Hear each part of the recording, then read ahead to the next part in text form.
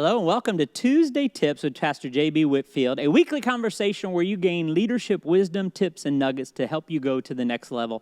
Gather your team around for this week's tip.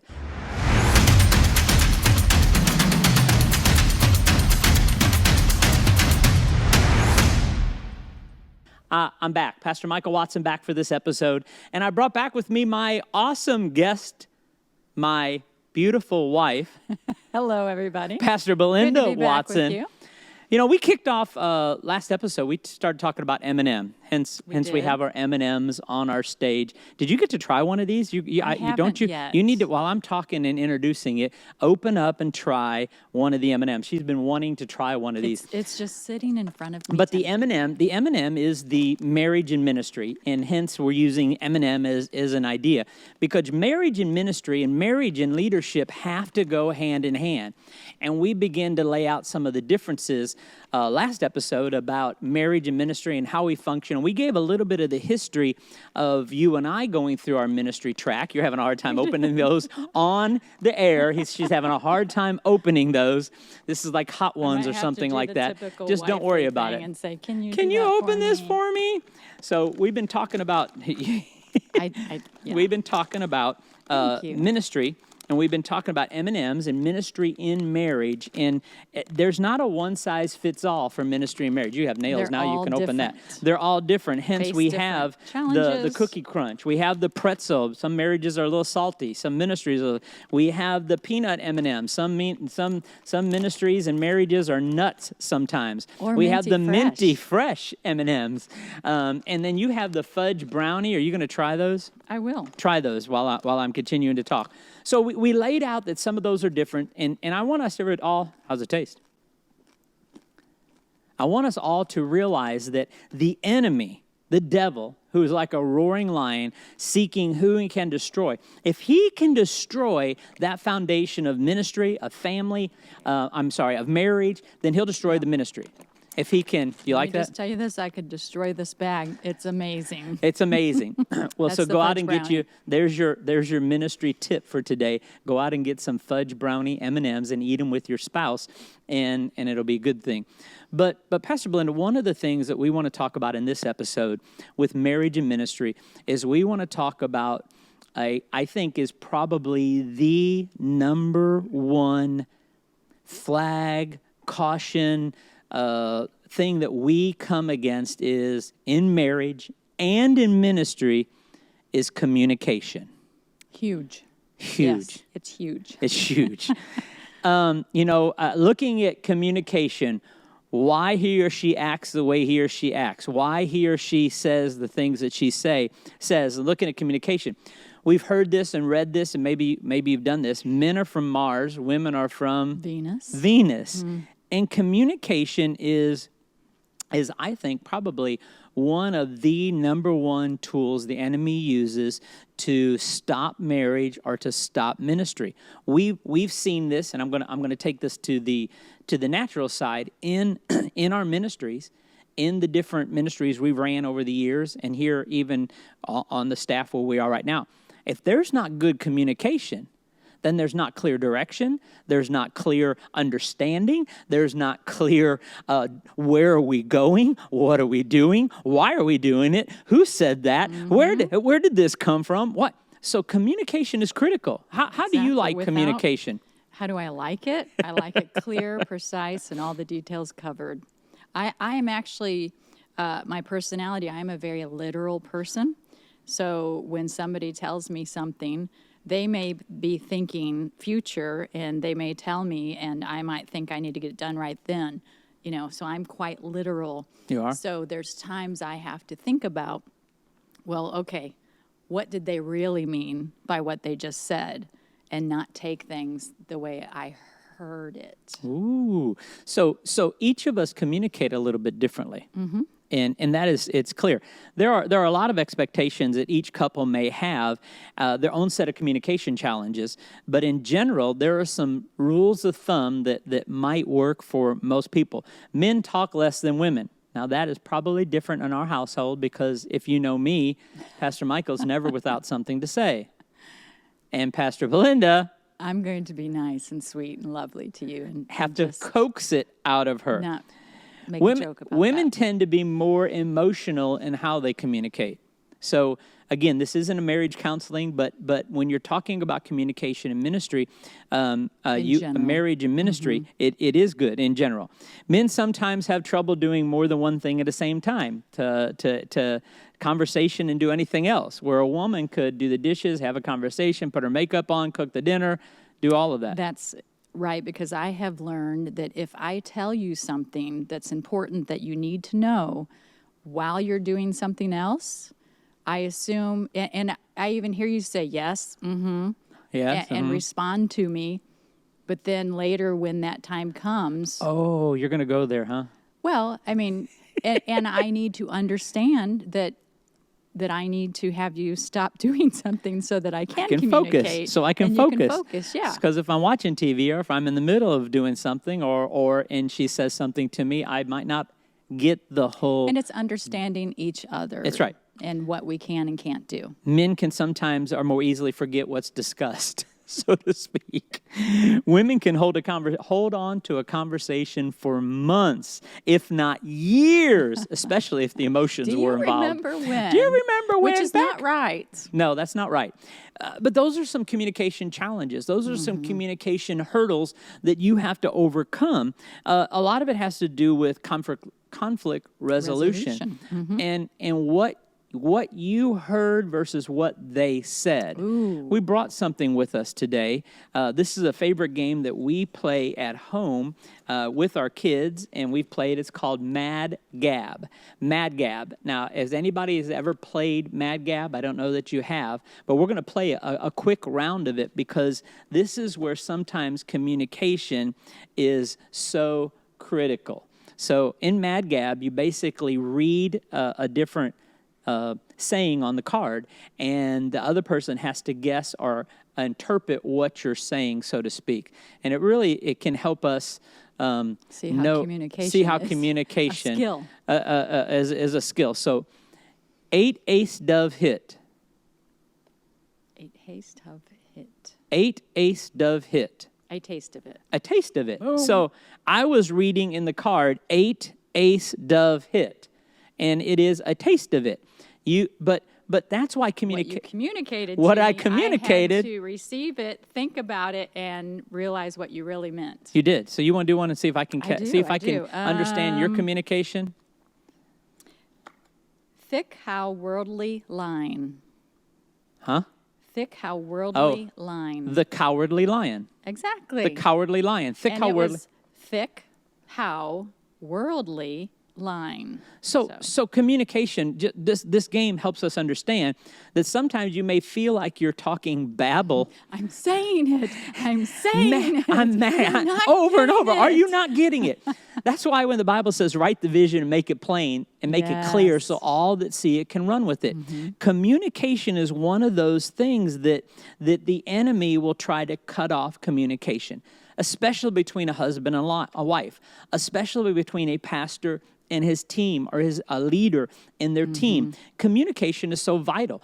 Even in military conflicts, one of the first things that when you go into enemy territory is you want to cut off their communications. If the leader cannot communicate with the people, then the enemy's done their job to cut off that communication. So that is something we have to protect. That is something we have to work at. And work at. And work out. So how can we protect some of that communication? Do you got some ideas? Well, Putting you on the spot. Putting her on the spot. I think number one is getting to know each other and understanding how they receive what's being said. That's good. And understand not only how they receive, Hence, I think everyone's different. And I think that really communication styles, you need to look at personalities. And I really think you need to look at personalities on possibly how and why and when and where you communicate with your spouse, and how, where, when, and why you communicate with your team. So as a leader, so that personality can really help you understand if somebody is more phlegmatic or choleric or sanguine, then you've got to communicate to them. Our daughter, communicating with our daughter many times, because she is more of the sanguine, life of the party. The life of the party, and we've had to sometimes get a hold of her and Get the say, blinders on. "Excuse me, let's listen so we can communicate back and forth." Sometimes you've had to do that with me because I'm more of the choleric. I'm charging right ahead, and you've had to say, "Slow down," in our communication. Some things what are some other things that we can do to help communication? Well, understanding the tone, for example, because you are a leader, Enneagram 8 with a wing of 7. So it's not necessarily leader, what I say, it's how, but it's and the how tone. you say it. So communication is more than just what you say, because you could type it all out. But if you say, you can say a simple phrase like, "What is that for?" And "What is that for?" Exactly. And it's the same thing. And what's something that I need to work on still? I don't know. What is something you need to work on? My love, wife is perfect. No, I love it. I love to be critiqued, because if we're not coached, we can never grow. That's so right. It's good to know things you still need to work on. But and here's the big thing. When you're talking about communication, you got to ask God to take control of your communication. When the people were building the Tower of Babel, it said there was nothing they could not do, good. because they were in unity, they were communicating, and God had to go in and change the languages up so they wouldn't. So when a husband and wife, Pastor Belinda, are communicating effectively, there's nothing they can't do. There's nothing they cannot conquer. There's nothing. So in your relationship with communication, you need to ask God to take control of it. You need to ask God when communication opportunities begin to arise, you need to ask God to control your actions, control your thoughts, control your tempers maybe, or your tone or cadence of your communication. 1 Corinthians 14:33, "For God is not the author of confusion, but of peace, and over all the churches and the saints." So God wants to bring peace and communication. And in a practical way, what does that look like? Maybe for someone who's just starting off, whether it's marriage, whether it's you're a leader of a company, you're owner of a company, whether it's you're a lead pastor, you might have to have a few more meetings starting off. To communicate. Because you're learning each other. That's you're right. getting to know each other. You need to communicate in great detail. Yep. So that everybody is on the same page, they get the same culture. So at first it may mean more of those meetings, but as you get to know each other and grow in that, you don't have, what they say, that couples that have been married for a long time, they can look at each other and just know, and almost communicate a whole thought process. That's right. Across the room, I can catch her eye, and I'm like, okay, I know it's time to go, or I need to go over here and attend to something like that, and I know that we need to do that. So that communication, you're right. That practically, that has to grow. That doesn't just happen overnight. That happens with being around your team. That happens, we've been together 41 years, been in ministry most of that, close to 40 years we've been in ministry, because I was in ministry before we met, and then our ministry life and progression. But it doesn't happen overnight. So you've got to take those baby steps and begin the communication. Another thing with in communication, not only ask God to take control, is resist the urge to scream and holler. If you're trying to communicate, you don't have to scream it and holler it to get your point across as a leader. Are you looking at me? No, just because I'm passionate, Pastor Belinda. But they were sarcastic. I'm passionate. So I decided to have self-control. I'm passionate. Here's another thing in communication: choose to forgive each other. Huge, huge one. Choose to forgive each other. Sometimes you have to do that by faith. You have to do that by faith sometimes. Think about why you fell in love. Think about why you're in ministry. Think about why God has put you where you need to be and what you're doing. If you're in a communication struggle, here's a good point. Say something positive. Just stop wherever you're at and go back and say something positive. If we're and we haven't had an argument in a long time, but we've had disagreements in our discussions. And if I can say something positive, like how nice she looks, I can sometimes diffuse the situation. That stops everything. Really? How good you look in that today. No. So those are some things with communication. I'll even say this, as a husband and wife, you've got to protect that communication. And we're going to talk about this in the next episode, as protecting it. You just need to if you're having some communication opportunities, you just need to pause, take a step back. One of the things you guys helped teach me as being a dad, and I was so involved in the ministry process or the work process that I had to learn how to respond rather than react. That's a good one. And that's a whole nother part of communication, how you respond rather than react. And what else? M&M today. Communication. M&M, I had to learn to actually respond. I would be the one that would just stop talking. You would sometimes. Yeah. Sometimes. Well, we're done with this episode. We're going to come back. We're not done with marriage and ministry. We're going to come right back with the M&Ms. And next week, we're going to be talking about, our next episode, we're going to be talking about something really special called boundaries. All right. Mark this on your calendar real quick. We have coming up right now, the dates are out there. It's not open for registration, but Lead 23, our in-person Lead conference here in Clemens, North Carolina, is going to be October 12th, 13th, and 14th. Mark that on your calendar. Look for registration. It will be open very soon, and that's where we can all come together and glean leadership tips together. You don't want to miss it. Once again, I'm Pastor Michael Watson, sitting in for Pastor J.B. Whitfield. I have my special guest. I'm Pastor Belinda Watson. And we'll see you next episode of Tuesday Tips. Bye-bye. Thank you for joining us on Tuesday Tips. We invite you to like, follow, share, subscribe, and turn on notifications so you never miss an episode.